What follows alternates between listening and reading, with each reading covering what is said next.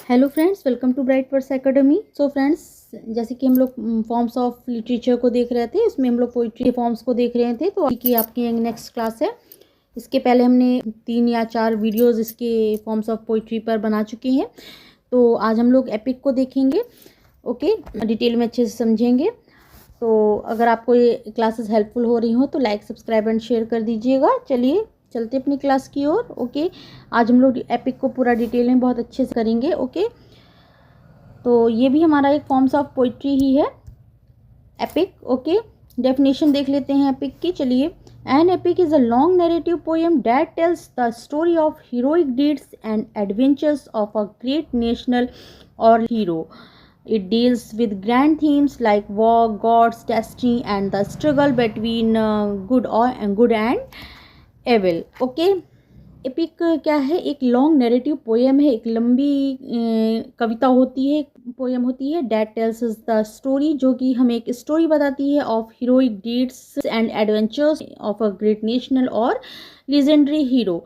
Epic एक narrative, long narrative poem है जिसमें आप किसी महान राष्ट्रीय, नेशनल या पौराणिक नायक, हीरो जो हो गया, के वीर कर्मों और रोमांचक घटनाओं का वर्णन किया जाता है इसमें। It deals with grand themes. Grand themes उसमें होती है, जैसे आपका like war, gods, destiny and the struggle between good and evil. इस तरह की इसमें थीम्स होती है। जैसे वॉर हो गया, गॉड्स होते हैं, भाग्य, डेस्टिनी हो गई, अच्छाई बुराई के संघर्ष को दिखाते हैं। जैसे इस तरह की थीम्स विषयों पर ये आधारित होती है आपकी। ओके, सिंपल डेफिनेशन देखें, डेफिनेशन भी पूछ लेते हैं, तो आपको ये ध्यान रखना होगा क्या है आपकी definition. Okay, an epic is a long narrative poem in an elevated style celebrating the heroic deeds of legendary figures of the history of a nation. Okay, epic जो है वो लंबी कविता है जो एक एलिवेटेड स्टाइल, उच्च शैली होती है, उच्च शैली में एलिवेटेड स्टाइल में लिखी जाती है और किसी हीरो, नायक के वीरतापूर्ण कार्यों या किसी राष्ट्र के गौरवशाली इतिहास का इसका हमें वर्णन करती है। ओके, क्या हमारी एपिक। ओके, ये हमारी एपिक है। अब क्लियर हुआ होगा, किसी हीरो का जो होता है उसकी वीरतापूर्ण कार्यों को दिखाती है या फिर किसी राष्ट्र के गौरवशाली इतिहास का वर्णन करती है। तो ये ग्रैंड थीम्स होती है इसकी, और एक लॉन्ग नैरेटिव पोएम है। क्लियर हुआ होगा इतना, आई होप सो। चलिए आगे देखते हैं। Origin of epics. एपिक्स का ओरिजिन कहाँ से हुआ, आइए देखते हैं। Epic are among the oldest forms of literature in the world. Epic जो है पुराने रूपों में से एक है, हमारी जो है ओल्डेस्ट फॉर्म है लिटरेचर में हमारे। दे ओरिजिनेटेड इन ओरल ट्रेडिशन। ये है रीजन है आपकी मौखिक परंपरा से हुई थी। आपकी जो पहले जो होती थी लंबी लंबी पोएम्स, जो है जो एक्सपर्ट्स होते थे, सिंगर्स होते थे, वो उसको गाकर बताते थे। पोएट्स और bards sang heroic tales before they were written down.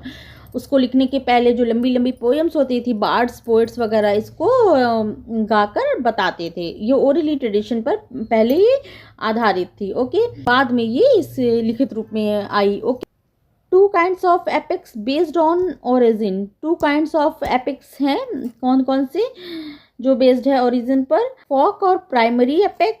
Next है आर्ट और सेकेंडरी एपिक। तो ये क्या है? तो ये आपका है, देखिए, folk, not written by any one poet, pass down orally. Folk और लोक या मौलिक महाकाव्य हो गया, जिसे किसी एक कवि ने नहीं लिखा बल्कि पीढ़ियों तक मौखिक रूप से सुनाया गया है। फोक और प्राइमरीली एपिक क्या है हमारे? नॉट रिटन बाय एनी, किसी पोएट द्वारा नहीं लिखा गया है, पास डाउन ओरली, जो हमारी पीढ़ियों द्वारा हमें मौखिक रूप से सुनाया गया है। दिस इज द फोक और प्राइमरी एपिक। ओके, जैसे हमारा इसका एग्जाम्पल है Iliad and Odyssey by Homer. Homer Iliad and Odyssey है, और बियोवॉल्फ, ये आपके फोक और प्राइमरी एपिक के एग्जाम्पल्स हैं। ओके, नेक्स्ट है आर्ट और सेकेंडरी एपिक। ये क्या हो गया? कृत्रिम या कलात्मक महाकाव्य हो गए। इसमें क्या होता है? Written by single known poets using the style of traditional epics. Okay, किसी एक कवि द्वारा लिखा गया है स्टाइल ऑफ ट्रेडिशनल एपिक्स। क्या है, written by single known poet, किसी एक पोएट के द्वारा लिखी जाती है जो कि and using the style of traditional epic, और यूज़ करते हैं इसकी जो है शैली है महाकाव्य की शैली को की थीम पर ये लिखते हैं। ओके, तो इसका एग्जाम्पल है एनियड बाय वर्जिल, वर्जिल का Aeneid, paradise lost by John Milton, ये आपको लिखित रूप में मिलेंगी। तो ये आपका इसके एग्जाम्पल्स हो गए। नेक्स्ट है मेन फीचर्स चलिए देख लेते हैं अब हम इसके एपिक के क्या मुख्य विशेषताएं हैं देखते हैं। फर्स्ट है लेंदी नैरेटिव पोएम है, long poem often divided into books और कैंटोज, लंबी पोएम्स लंबी होती हैं, कई पुस्तकों में, कई खंडों में, कई कैंटोज में होती है, बुक्स में ये बटी हुई होती हैं। नेक्स्ट है इसका नेक्स्ट है हीरोइक सब्जेक्ट, इसमें क्या होता है आपके, ये आपके कैरेक्टरिस्टिक्स हैं जो इसमें होते हैं आपके एपिक में। हीरोइक सब्जेक्ट हो गया, focuses on a great hero with super human qualities. Okay, इसमें हीरो दिखाते हैं वो बहुत वीर नायक रहता है, असाधारण गुणों वाला होता है। ओके, सुपर ह्यूमन क्वालिटीज उसके अंदर होती है। नेक्स्ट है grand style, elevated and formal language, उच्च शैली की में लिखा जाता है, ग्रैंड स्टाइल होती है, एलिवेटेड स्टाइल होती है, इसमें भाषा भव्य और औपचारिक होती है। Next okay, super natural element, आपको सुपर नेचुरल एलिमेंट भी देखने को मिलते हैं, गॉड्स, एंजल्स, डेमॉन्स और फेट ऑफन इन्फ्लुएंस इवेंट्स, इसमें जो है आपके देवता, दानव, god, demons, fate of influences events, स्वर्गिक शक्तियाँ शामिल होती हैं, जैसे इसमें जो शक्तियाँ वगैरह दिखाते हैं इसमें। ओके, सुपर नेचुरल एलिमेंट्स का यूज़ होता है। इनोवेशन ऑफ द म्यूज, सबसे देखिए इसमें कविता की देवी से आवाहन करते हैं, इसमें म्यूज़ का आवाहन करते हैं, कवि आरंभ में प्रेरणा के लिए म्यूज़ का वो बुलाता है। Poets begins to by asking the muse god is inspiration for help in telling the story. Okay, तो पोएट क्या करते हैं, इसमें कविता की देवी का आह्वान करते हैं, प्रेरणा के लिए म्यूज को बुलाते हैं। नेक्स्ट है in medias res, story begins in the middle of things not from the beginning. Okay, ये देखिए ये भी एक इम्पॉर्टेंट पॉइंट है, इसमें कहानी बीच से शुरू होगी, आपकी कथा स्टार्टिंग से नहीं होती है, स्टार्टिंग से बिगनिंग से नहीं स्टार्ट करेंगे, घटनाओं के मध्य से शुरू हुई होती दिखाई देती है कहानी। ओके, तो मिडिल रेस्ट रहता है।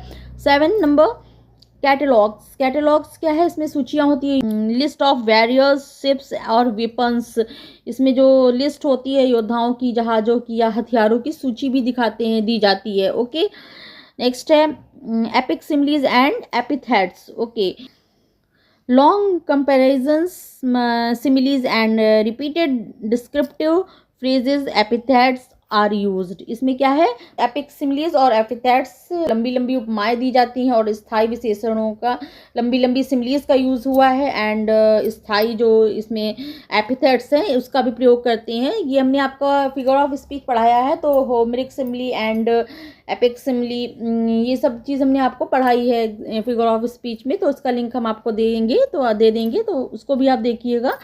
तो इसमें आपका जो मेन होता है एपिक सिमिलीज एंड एपिथेट्स का यूज़ होता है। ओके, नेट यूनिवर्सल थीम्स होती है, सार्वभौमिक विषय होते हैं, जैसे डील्स विद नेशनल मॉरल और cosmic issues like god versus evil, order versus chaos, इस तरह ही बनाम बुराई, व्यवस्था बनाम अराजकता, जैसे ऐसे विषयों का इसमें यूज़ होता है, यूनिवर्सल थीम्स रहती है। ओके, तो ये आपका हो गया मेन जो इसके कैरेक्टरिस्टिक्स थे एपिक के हमारे।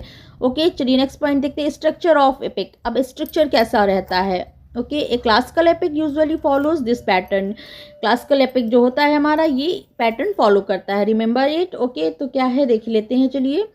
अ classical epic usually follows this pattern, innovation of muse. Okay, प्रेरणा के लिए म्यूज का आह्वान करते हैं, स्टेटमेंट ऑफ थीम्स, विषय की घोषणा करते हैं, जो थीम है उसको बताते हैं। Okay, beginning in medias res, अभी हमने बताया कथा का आरंभ मध्य से होता है, नॉट बिगनिंग। ओके, ये बीच से स्टार्ट होती है। नेक्स्ट है descent to the underworld nekyia. Okay, नायक का पाताल लोक में प्रवेश ये दिखाते हैं। Okay, descent to the underworld, इसमें क्या है, जो नायक को है वो पाताल लोक में प्रवेश दिखाते हैं, इस तरह करके।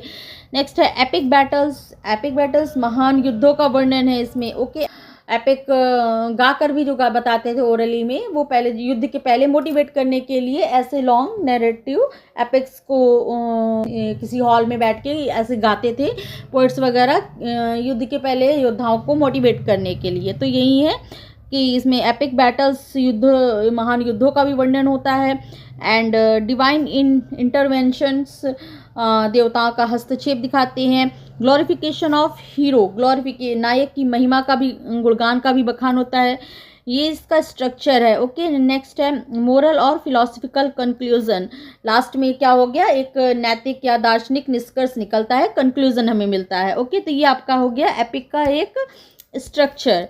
नेक्स्ट है, चलिए टाइप्स ऑफ एपिक्स, कितनी प्रकार के टाइप्स है अभी हमने ऊपर डिस्कस किया, तो हम इसको और अच्छे से क्लियरली समझ लेंगे। देखिए, पहला हमने बताया था primary folk epic, secondary art epic. Okay, 2 types के हमारी एपिक्स हैं।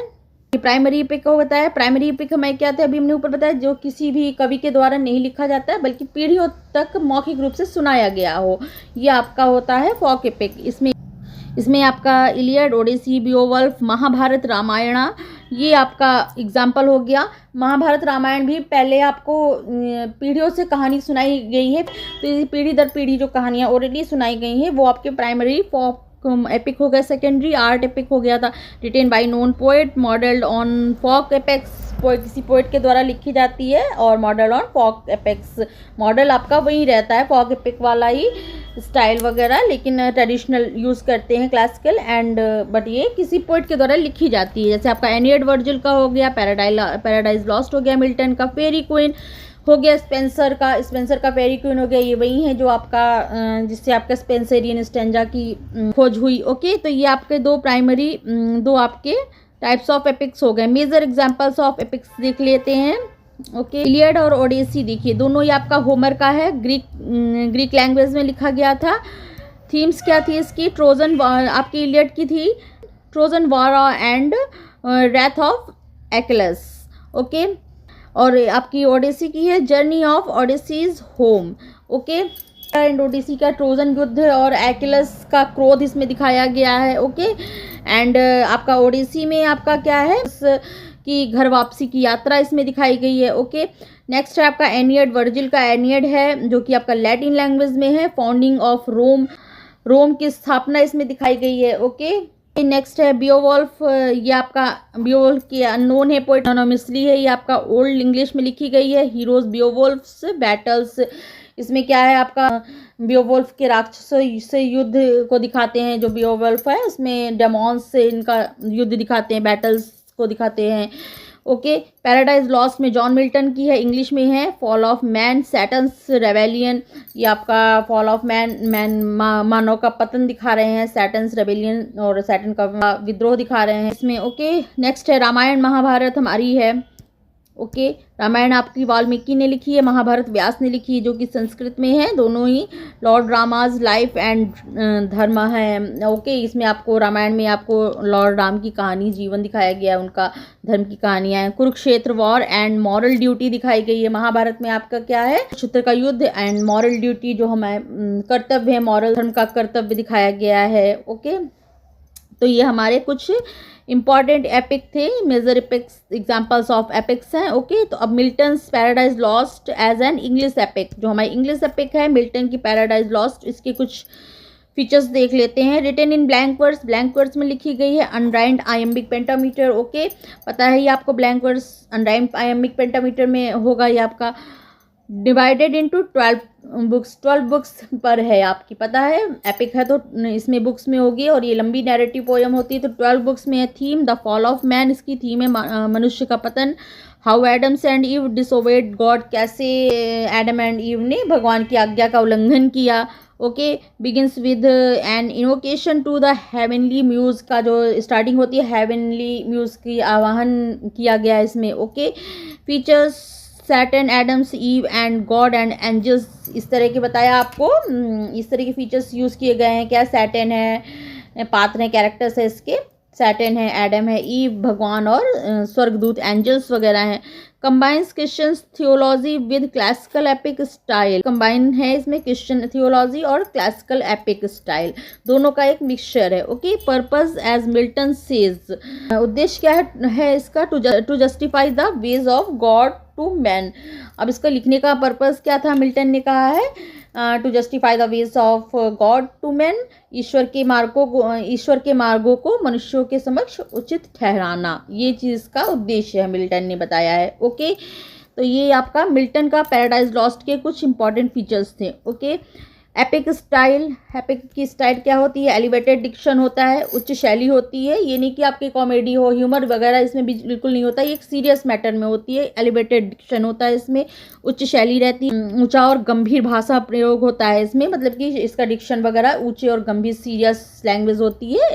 ओके, लॉन्ग ग्रैंड सेंटेंसेस होते हैं, लंबे लंबे वाक्य चले जाते हैं, देख रहे हैं कि एक आपका कहीं भी फुल स्टॉप नहीं मिलेगा, पूरा एक पैराग्राफ जैसे लंबे लंबे इसमें वाक्य रहते हैं, भव्य शैली होती है उसकी।